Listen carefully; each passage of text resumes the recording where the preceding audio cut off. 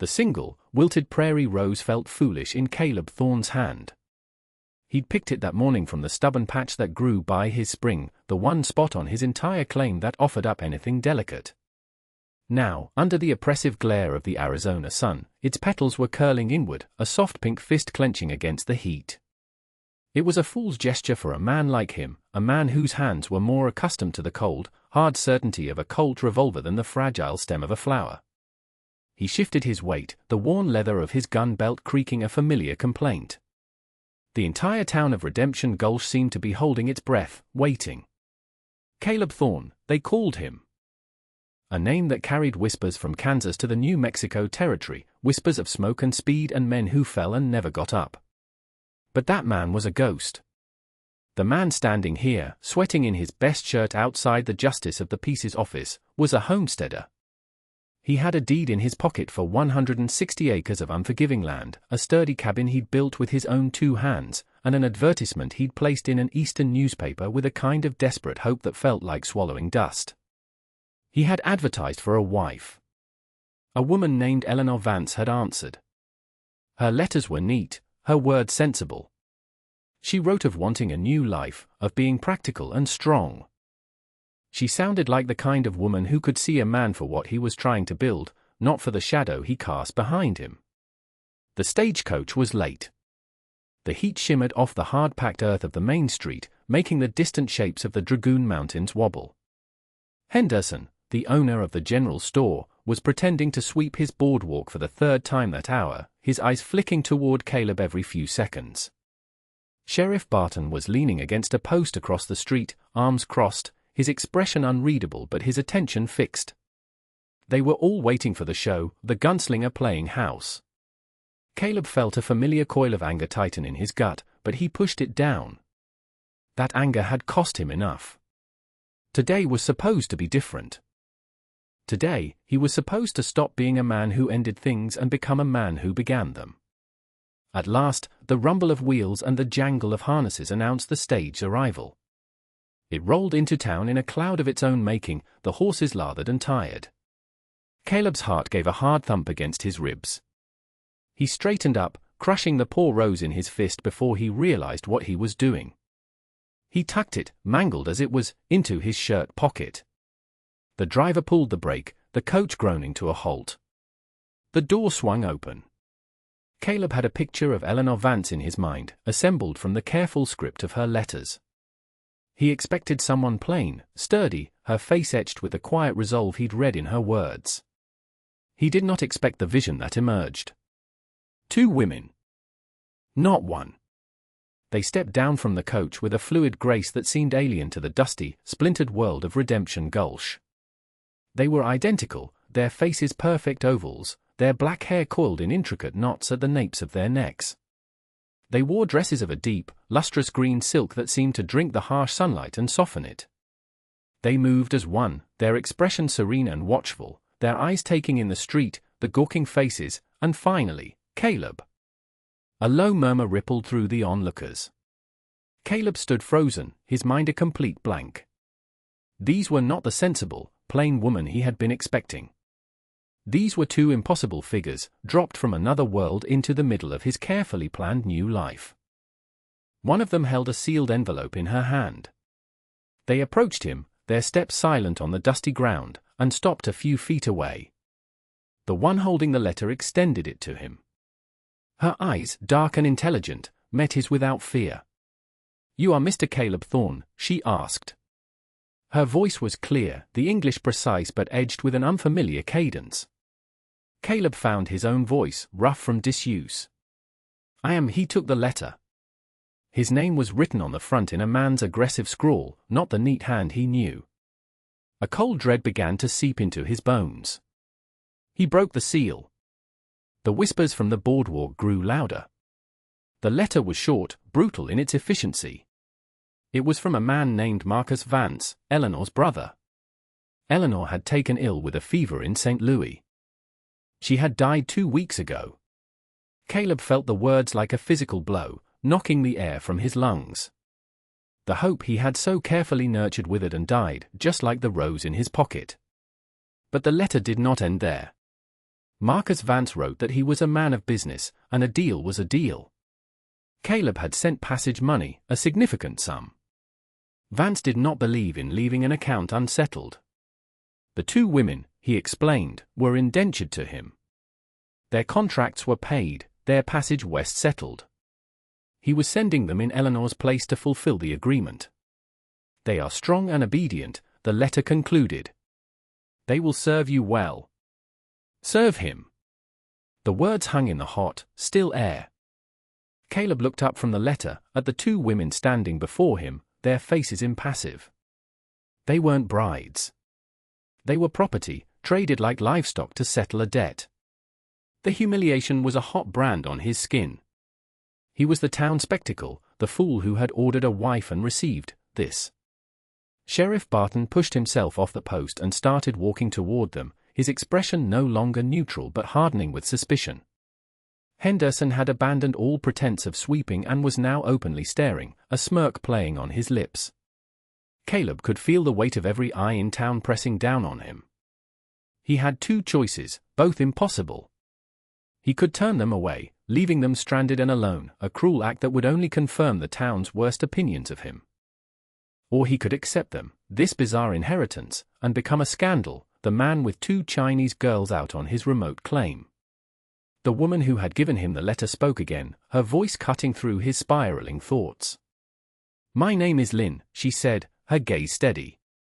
She gestured to her sister. "This is Mai." Mai gave a small, almost imperceptible nod. She had not spoken a word, her eyes moving constantly, observing everything, her stillness a counterpoint to her sister's directness. "I'm sorry for your loss," Caleb managed to say, the words feeling inadequate and absurd. He was talking about the woman he was supposed to marry, a woman he had never met. Lynn inclined her head. Miss Vance was kind. It was a swift illness, there was no artifice in her tone, just a statement of fact. She seemed to understand his position, the public trap he was in. She looked past him, at the watching town, then back at him. Her eyes held a challenge. "The agreement was for help to build a home on your land. We are here to honor that." Her choice of words was deliberate. Help. Not wives. Not servants. But partners. It was a lifeline, a way to frame the situation that wasn't soaked in shame. But it was a thin rope over a deep canyon. Sheriff Barton was now standing beside them, his hand resting on the butt of his pistol. "Thorne," Barton said, his voice low and gravelly. "What's the meaning of this?" Caleb folded the letter and tucked it into his pocket. He had to make a decision, right here, right now, in front of everyone. He looked at Lynn's unwavering gaze and at Mai's quiet watchfulness. They were not victims waiting to be rescued. They were survivors, standing in the heart of a hostile town, facing a man with a reputation, and they were not afraid. Or if they were, they hid it with a discipline he could respect. He could not leave them here. Whatever this was, it was not their fault. "They're with me, Sheriff," Caleb said, his voice louder than he intended, carrying across the street. There was a change of plans. Barton's eyes narrowed. "What kind of change of plans?" "A private one," Caleb said, his tone hardening, a hint of the old Thorne slipping through. "My wagon's at the livery. We'll be heading out to my claim." He turned to the sisters. "Come on." He led them away from the stagecoach, away from the justice of the peace's office that would see no business today, walking straight through the thick silence of the crowd's judgment. He did not look back, but he felt their stares like insects crawling on his skin. As they passed the saloon, he caught a movement in the shadows of the doorway.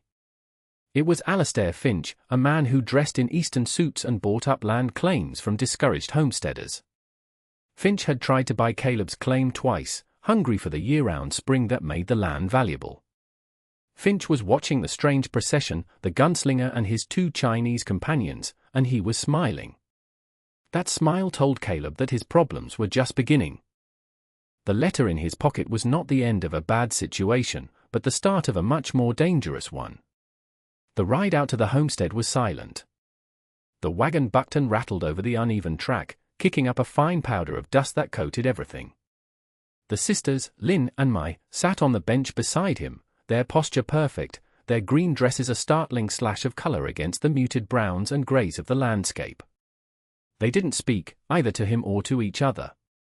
They simply watched the land pass by, their expressions revealing nothing.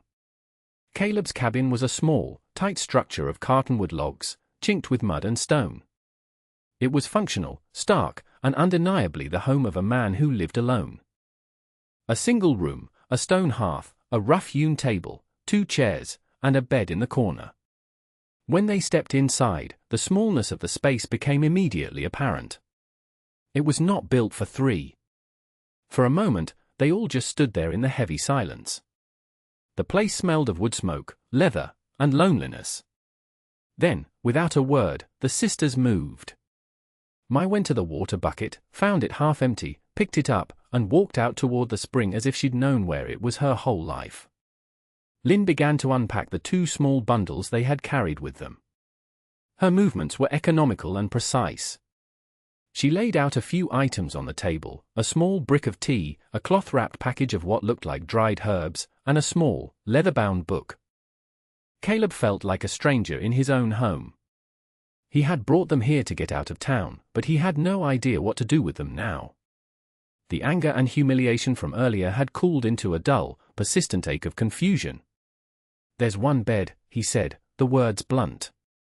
Lynn didn't look up from her task. "We do not require it. A blanket on the floor by the hearth will be sufficient." Her tone was matter-of-fact, as if they had already discussed and settled the matter between them. Mai returned with a full bucket of water, moving with a quiet efficiency that was almost unnerving. She filled the kettle and set it on the hook over the hearth, then began to look for wood for the fire. Caleb watched them, a growing sense of dislocation settling over him. They weren't waiting for him to tell them what to do. They were simply doing what needed to be done. In less than an hour, a fire was crackling, the kettle was whistling, and the sharp, clean scent of tea had replaced the stale air in the cabin. That evening, after a tense, mostly silent meal of beans and bacon that Caleb had cooked, he finally broke. He needed answers. He sat at the table, the lantern casting long, dancing shadows on the log walls. The sisters sat opposite him, sipping their tea from 2 tin cups. "What is this?" he asked, his voice low. "That letter, it says you were indentured. It makes it sound like you were slaves." Lynn set her cup down carefully. "Our father owed a debt in our homeland. A great one. When he passed, the debt fell to us. Mr. Vance's import company held the paper. We agreed to work for him for 5 years to clear it. And you've worked it off." "For years," she said. "Mr. Vance, the brother, he saw an opportunity. He told us your agreement with his sister was for a partner to work the land.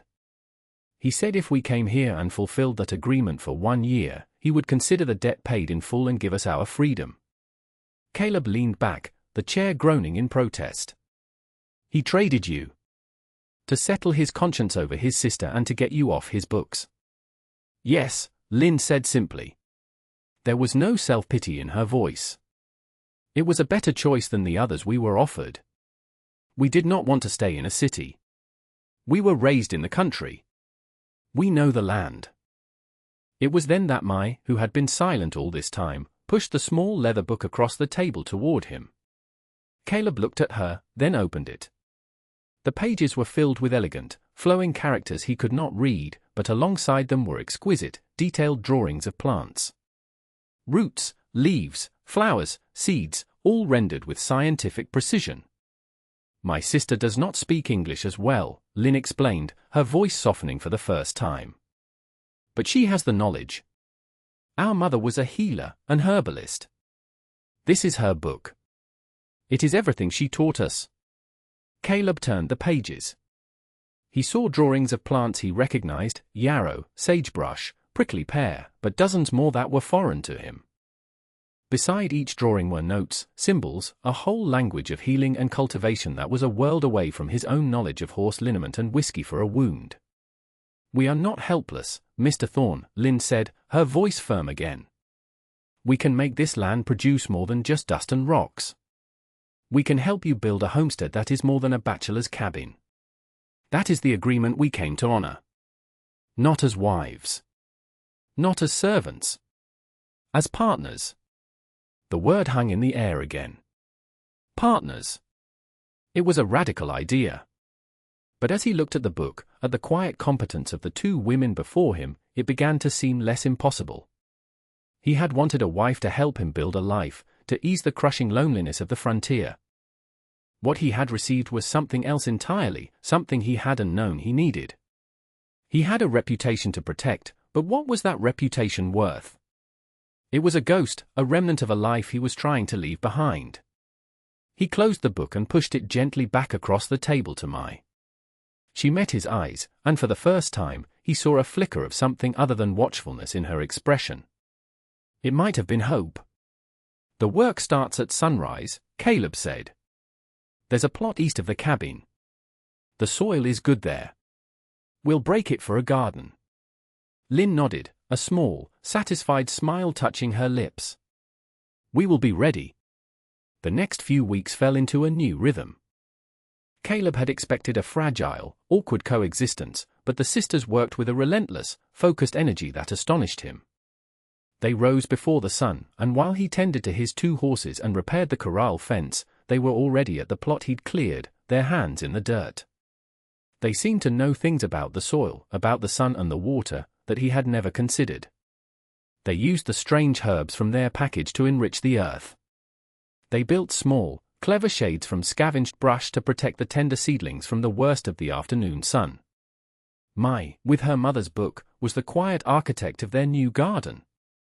She would walk the land for hours, observing, touching, even tasting the native plants. She found a patch of wild onions Caleb had never noticed and a berry bush he'd mistaken for a weed. Lynn was the voice, the planner. She would discuss their progress with Caleb each evening, her questions sharp and practical. We will need more fencing to keep out the rabbits, she would say, or, the water from the spring is good, but we must be careful not to exhaust it. Caleb found himself talking to them more than he had talked to anyone in years. He told them about the land, about the harsh winters and the flash floods. They, in turn, shared small pieces of their own story, of a life in a village surrounded by green hills, a world away from the stark beauty of Arizona. He learned that Mai loved the quiet of the early morning, and that Lynn had a dry, surprising wit that emerged when she was tired. He was no longer just a man in a cabin. He was part of a team. The silence in the small home was no longer lonely, it was comfortable, filled with the quiet sounds of shared work. But the world outside the claim had not forgotten them. When Caleb rode into Redemption Gulch for supplies, the stares followed him. Henderson, the store owner, was overtly friendly in a way that set Caleb's teeth on edge. "Quite the little settlement you've got out there, Thorne," Henderson said one afternoon, leaning over the counter. "Heard you're breaking new ground. Must be a lot of help." Caleb just stared at him until the man's smirk faltered and he looked away. The whispers were constant. The men in the saloon made crude jokes. The respectable women of the town pulled their skirts aside when he passed. He was an outcast, and he had dragged the sisters down with him. The real trouble arrived on a hot Tuesday, a month after the sisters had come.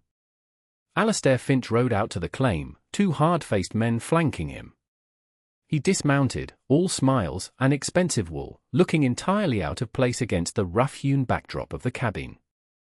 "Thorne," he called out, his voice smooth as oiled leather. "Just paying a neighborly visit." Caleb had been splitting logs. He set the axe down slowly and walked to meet him, placing himself between Finch and the cabin, where he knew Lynn and Mai were working. "This ain't a social call, Finch." "What do you want?" Finch's smile widened. He gestured vaguely toward the new, neatly fenced garden. "I see you've been busy. Making improvements. It's a fine piece of land. That spring is the real prize, of course." He paused, letting his gaze drift pointedly toward the cabin. "But a man's situation can get complicated. The law in this territory, the good people of Redemption Gulch, they can be particular about certain arrangements. The threat was clear, wrapped in a silken cloth of concern. He was using the town's prejudice as a weapon. "My arrangements are my own business," Caleb said, his voice flat and cold. "Are they?" Finch countered. "I heard a different story. I heard about a mail-order bride who never arrived. I heard about 2 replacements. A territorial marshal might find that story very interesting. Might wonder about the legality of it all. It could all get very messy. A man could lose his claim over a thing like that." He let the threat hang in the air. "I'm prepared to make you a generous offer. $500. Cash. You could be on your way, free and clear of all this unpleasantness." It was a low offer, but for a man under pressure, it might be tempting. But Caleb wasn't just thinking of himself anymore. He thought of the garden, of the comfortable silence in the evenings, of the quiet dignity with which Lynn and Mai had faced their new life. This wasn't just his claim anymore. "The land's not for sale," Caleb said. Finch's smile finally vanished. "Think carefully, Thorn. You're a man alone. A man with your history. It wouldn't take much for people to believe the worst." One of Finch's men shifted in his saddle, his hand drifting near his gun. It was an old, familiar signal, the prelude to violence. Caleb felt the old instinct stir, the cold calculus of a fight. But he didn't reach for his gun. He just stood his ground, his hands open at his sides. To draw a gun now would be to become the man they all thought he was. It would be a defeat. "Get off my land, Finch," he said, his voice quiet but carrying the weight of absolute finality. Finch stared at him for a long moment, then gave a curt nod to his men. They turned their horses and rode away, leaving a cloud of dust and a lingering sense of menace. Caleb stood watching until they were out of sight. He had won the confrontation, but he knew it was only the first battle. Finch was not a man who gave up easily. He had made a choice. He had chosen this new life, with these strange partners, over the safety of his old solitude. And it was going to cost him. 6 months later, the first chill of winter was in the air. The landscape had transformed. The garden, which had flourished under Mai's care, was now harvested, its bounty stored in a new root cellar they had dug into the side of a hill. The smokehouse Caleb had built was filled with cured meat and fish. The cabin was no longer stark, woven mats covered the floor, and bundles of dried herbs hung from the rafters, filling the air with a complex, pleasant scent. The homestead was no longer just a claim, it was a home, thriving and prepared. Their reputation in town had shifted, too. It had happened slowly. First, Henderson's own wife had come down with a lung fever that the town doctor couldn't break.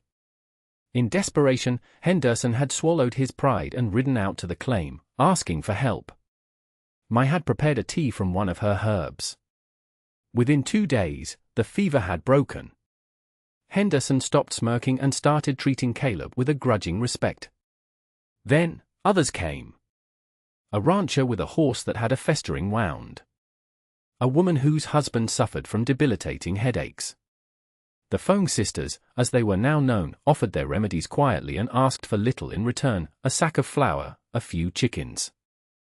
They were no longer a scandal, they were a resource. They were partners in the community's survival. Alastair Finch had not been idle. He had bought the land upstream from Caleb's claim and, as Caleb had feared, had his men build a crude dam across the creek that fed the area.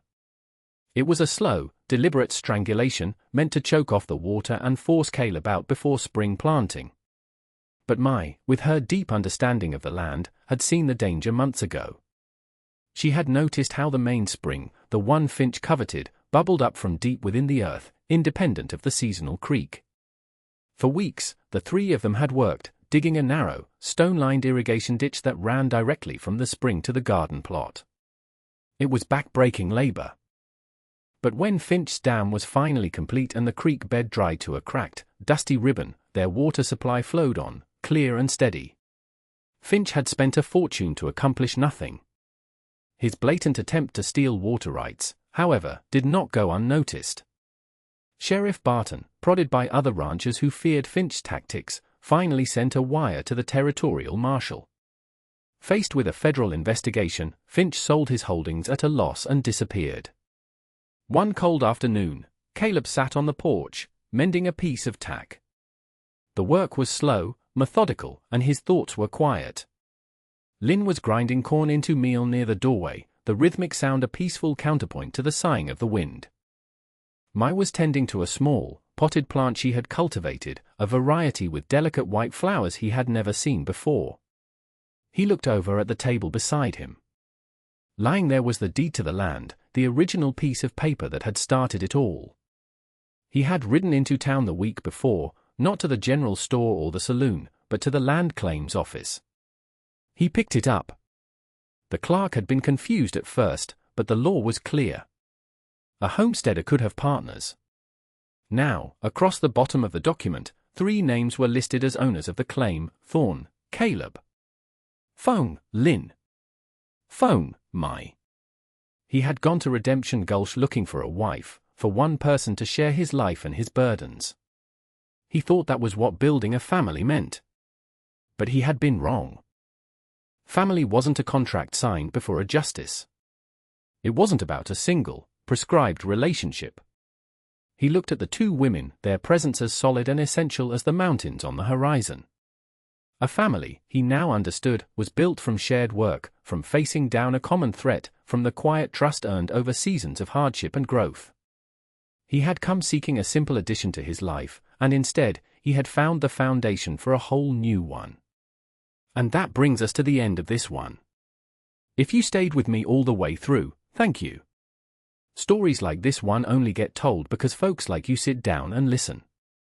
If you liked what you heard, go ahead and hit that like button.